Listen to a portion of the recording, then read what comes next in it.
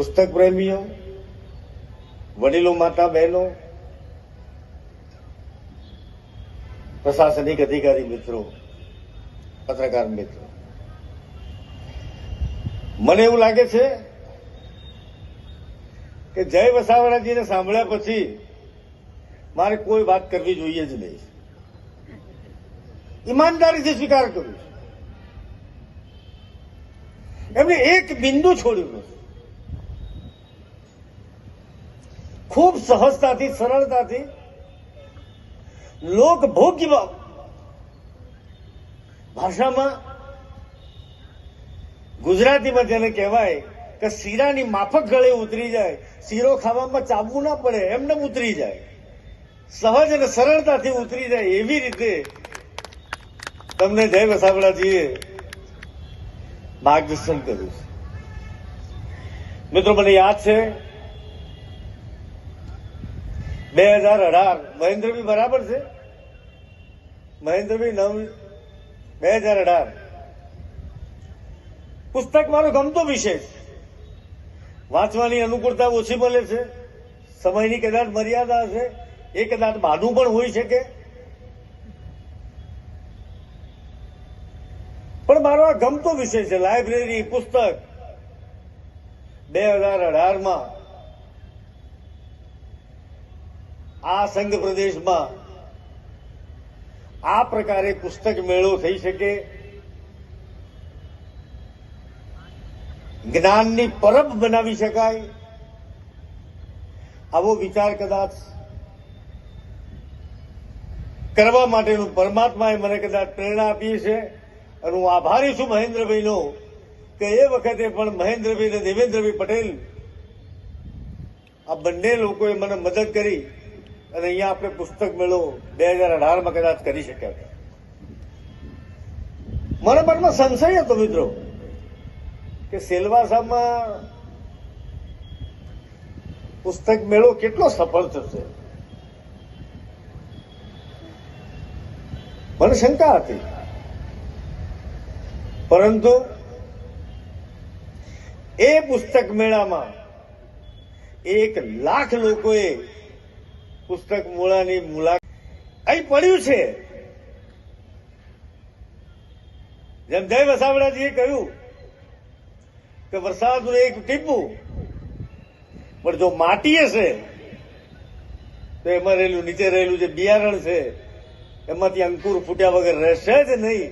એમ સેલવાસામાં પણ મારો અનુભવ એવો જ રહ્યો કે માત્ર આ પુસ્તક મેળો 50 કરતા વધુ અલગ અલગ પ્રશાસકોએ પોતાના સ્ટોલના માધ્યમથી આપણને સંઘ પ્રદેશવાસીઓને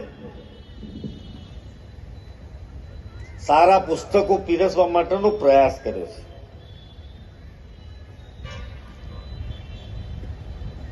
મિત્રો,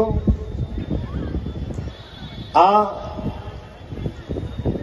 પુસ્તક મેળામાં જય વસાવડાજીના 8:30 વાગે નીકળવાનું જ છે. એમની એક મર્યાદા છે, એમને મુંબઈ સુધી પહોંચવાનું છે. આપણું રોજનું છે, ગમે ત્યારે નિરાતે વાતો કરીશું. આપણા આવેલા મહેમાનને અનુકૂળ થવા માટેનો નિશ્ચિતપણે પ્રમાણિક પ્રયાસ કરીશું. મિત્રો, જે અધિકારી મિત્રોએ એક ઓર્ગેનાઇઝ વેમાં આ સુંદર પુસ્તક મેળાનું જે આયોજન કર્યું છે, મારી આખી પ્રશાસનની ટીમ હૃદયપૂર્વક અભિનંદન આપું છું. પ્રત્યક્ષ યા પરોક્ષ રીતે આ યજ્ઞને સફળ બનાવવા માટે જે યોગદાન કર્યું છે એમને પણ અંતઃકરણપૂર્વક આભાર માનું છું. પુસ્તકના સંદર્ભમાં લગભગ કશું કહેવાનું બાકી નથી, પરંતુ પુસ્તક પ્રેમ શું હોઈ શકે છે, જેનો વિશ્વાસ છે એ પણ શપથ ગ્રહણ કરે તો એ બાઇબલ ઉપર હાથ રાખીને કરે તો કેટલું બધું મહત્વ છે. એના કન્ટેન્ટનું કેટલું મહત્વ છે, પુસ્તકનું કેટલું મહત્વ છે, કન્ટેન્ટની વિશ્વસનીયતા. અત્યારે તો મને ખબર નથી કે જ્યુડિશિયરીમાં શું સિસ્ટમ છે, I don't know exactly right now, પણ મૂવીમાં જોઈએ છે ને વાસ્તવિકતા એ હતી કે હું ગીતા ઉપર હાથ મૂકીને કહું છું કે હું જે કહીશ એ સત્ય કહીશ, સત્ય સિવાય બીજું કશું જ નહીં કહું. શા માટે? એવું કયું એલિમેન્ટ છે કે માણસને સાચું બોલવા માટેની પ્રેરણા આપે છે, જૂઠથી દૂર રાખે છે? આ મિત્રો પુસ્તક છે, ગ્રંથ છે. આ આટલી એની મહત્વતા છે. અહીં બેઠેલામાંથી ઘણા બધા લોકો એવા છે કે ગ્રામ્ય જીવનમાંથી આવતા હતા, અને કદાચ શહેરી જીવનમાં પણ. અહીંયા પણ અત્યારે તો આપણને ત્યાં સંઘ પ્રદેશમાં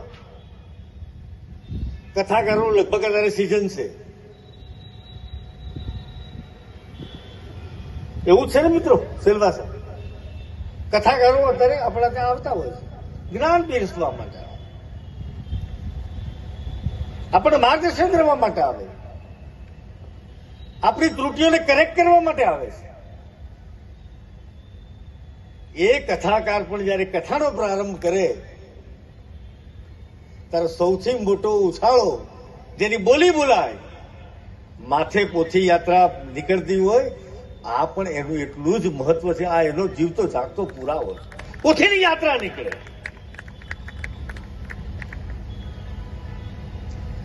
આ પુસ્તકનું મહત્વ છે. મને અહીંયા જયારે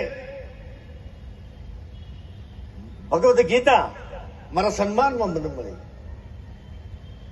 મિત્રો તમે કલ્પના કરો, હું આને સત્ય કથા જ કહું છું, હું બિલકુલ શ્રદ્ધાના ભાવ સાથે કહું છું. જેમ જય વસાવડાજીએ કહ્યું, સિયાચીન ગ્લેશિયરના એક સૈનિકનું દ્રષ્ટાંત આપ્યું. હી વોઝ કન્ફ્યુઝડ, અને કન્ફ્યુઝ થયેલો માણસ એ પરમાત્મા સાથે વિશ્વાસઘાત કરતો હોય છે, અને કદાચ આત્મહત્યા તરફ પ્રેરણા આપે. આત્મહત્યા એટલે ઈશ્વર સાથેનો વિશ્વાસઘાત છે. ઈશ્વરે તમને જીવન જીવવા માટે મોકલ્યા છે, કાયરતાપૂર્ણ જીવનનો અંત લાવ. એટલે હું કહું મને આ ગમ્યું, મને કે એ તને કેમ ગમ્યું? હવે આ હદ સુધી મને પૂછે. મિત્રો, આ કહેવાનો ભાવાર્થ મારા ઘડતરમાં એમને પોતે મારા માટે સારા પુસ્તકો વાંચ્યા, મને વંચાવ્યા, અને મારા ઘડતરમાં પણ પુસ્તકોનો ખૂબ મોટો ફાળો રહ્યો. વારસામાં પણ ઉતર્યું. મારી ગ્રાન્ડ ડોટર છે, અમદાવાદની ખૂબ સારી સ્કૂલ છે Anand Niketan, one of the best school in Ahmedabad. Standard 5માં બુક રીડિંગનો બેસ્ટ એવોર્ડ જો કોઈને મળ્યો હોય તો મારી ગ્રાન્ડ ડોટરને, મારા દીકરાની દીકરીને મળ્યો. આ પણ આજે પણ એ 2 કલાક નિયમિત રીતે વાંચે, ખૂબ રમે મેદાનમાં. એને મોબાઈલના લટકણિયામાં બહુ રસ નથી. મેદાનમાં ગયો તો હિંમતનગર, ત્યારે પણ મેં આ જ કર્યું હતું. મેં હિંમતનગરમાં પણ એર કન્ડિશન લાઇબ્રેરી બનાવી હતી. ગુજરાત સરકારના બજેટમાં એર કન્ડિશન લાઇબ્રેરી માટે 30,000 રૂપિયા જેટલી નાનકડી રકમ ફાળવી હોય એવું બજેટમાં બન્યું હોય તો પહેલી ઘટના હતી. બજેટરી પ્રોવિઝન, લમસમમાં નહીં, બજેટરી પ્રોવિઝન. આજે સંઘ પ્રદેશની પ્રત્યેક ગ્રામીણ પંચાયતની અંદર ખૂબ સુંદર લાઇબ્રેરી બની છે. સંઘ પ્રદેશની પ્રત્યેક શાળાની અંદર સુંદર મજાની લાઇબ્રેરીઓ છે. બાળકને, કુમળા બાળકના વિકાસમાં જે ઉપયોગી બને એવા પ્રકારનું સાહિત્ય ઉપલબ્ધ કરાવવાનો નિષ્ઠાપૂર્વકનો પ્રયાસ કર્યો છે. જેને કદાચ ન જોયું હોય, હું જય વસાવડાજીને પણ વિનંતી કરું છું કે લાઇબ્રેરી શું હોઈ શકે. તો મેડિકલ કોલેજની લાઇબ્રેરી, સિલવાસાની અને ડિગ્રી એન્જિનિયરિંગ કોલેજ દમણની લાઇબ્રેરી, એમાં દમણની સિલવાસાની મેડિકલ કોલેજની લાઇબ્રેરી કદાચ આ સમગ્ર વિસ્તારનું એક મોટું નજરાણું હશે. આવી લાઇબ્રેરી ગ્રાઉન્ડ +5 5th સ્ટોરી, ખૂબ સુંદર લાઇબ્રેરી બનેલી છે. એક સાથે 750 લોકો બેસી શકે, વાંચી શકે. સેન્ટ્રલ એર કન્ડિશન લાઇબ્રેરી બનાવી છે.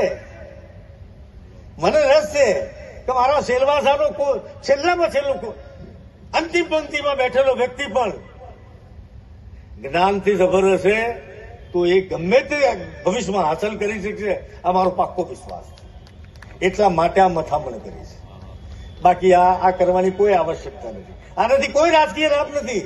આ રાજકીય લાભાર્થી નથી. આ રાજકીય લાભાર્થી કોઈ કાર્યક્રમ નથી. મિત્રો, ટૂંકમાં મારી વાત પૂરી કરતા પહેલા મારી આપને એક નમ્ર વિનંતી છે. અહીંયા જે સિનિયર સિટીઝન બેઠા છે, શાળાનું વેકેશન પડ્યું છે 1 મે થી, કારણ કે આપણે સીબીએસઈ સિલેબસમાં છીએ. મારી વિનંતી છે, મેં લક્ષદ્વીપમાં પણ એ પુસ્તકો વસાવ્યા છે શાળામાં, અહીંયા પણ છે. વધારે હું બધું લાંબુ પોળું વાંચવાનું નથી કહેતો. જય વસાવડાજીએ ગુજરાતી આખી બાળકો માટેની આખી સિરીઝ કહી. ઉત્તમ વ્યક્તિ બનાવવા માટે બોધ કથા અનિવાર્ય છે. એટલી જ ઓટોબાયોગ્રાફી પણ એટલી જ અનિવાર્ય છે. મહાપુરુષના જીવન ચરિત્ર. મિત્રો, આપણે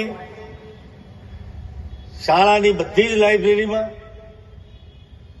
પંચાયતની બધી જ લાઇબ્રેરીમાં પંચતંત્રની વાર્તા અને હિતોપદેશની વાર્તા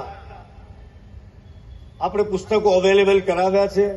મારી 2 હાથ જોડીને આપને વિનમ્ર વિનંતી છે, સૌ આગેવાનોને, તમે પોતે પણ વાંચજો અને તમારું જે મૂડી નહીં, તમારું વ્યાજ છે, તમારા દીકરાની દીકરી કે દીકરીની દીકરી કે દીકરો જે હોય તે, એને આ બોધ કથાઓ, પંચતંત્રની વાર્તા અને હિતોપદેશની વાર્તા કરજો. તમારો જન્મ મારો સફળ થઈ જશે. આ હું વિશ્વાસ સાથે કહું. તમારું બાળક જીવનમાં ખોટા રસ્તે નહીં જાય જો તમે આ વાર્તાઓ વાંચીને રોજ વાર્તા. કંઈક પીવાનો મને લાભ મળ્યો છે, એમનો હૃદયથી આભાર માની, મારી ટીમનો આભાર માની મારી વાત પૂરી કરું છું. આભાર, ધન્યવાદ.